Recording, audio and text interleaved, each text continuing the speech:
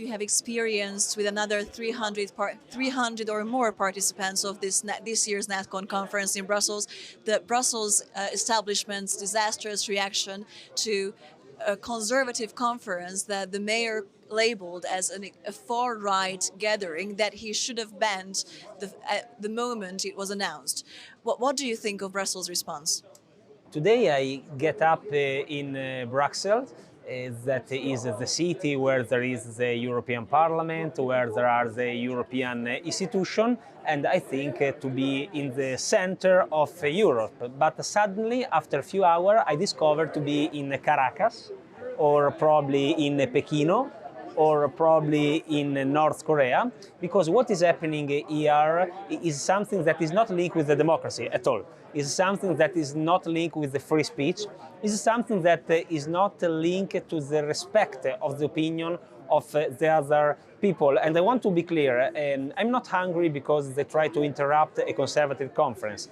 I want to defend the principle. And I think that what is happening here with the police is that can't allow people to enter in a conference is a shame. Also, if there was a liberal or leftist conference, because we are defending a principle, we are defending a democratic principle that is the free speech. And what is happening today in Brussels is something that is not seen in the democracy, but is something linked probably to a dictatorship.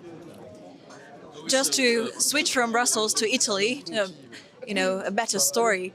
The Meloni government's popularity is one of the biggest conservative success stories in the past years. What do you think the Meloni government can thank its success to, and how do you see the future of Italian conservatism? I'm quite optimistic for the future of Italian conservatism.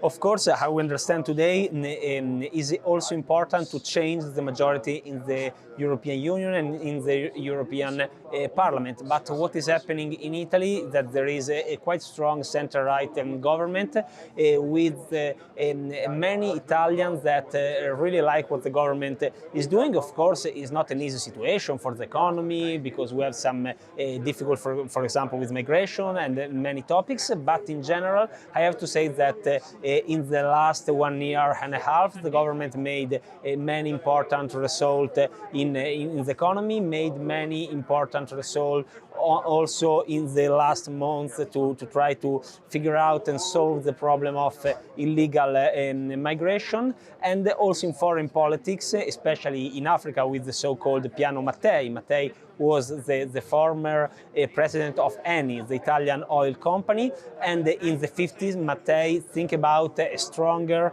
Italy in the Mediterranean area and a strong Italy in the African continent. And what is doing our government right now is try to have a bigger presence of our country in the Mediterranean area and especially in the African continent.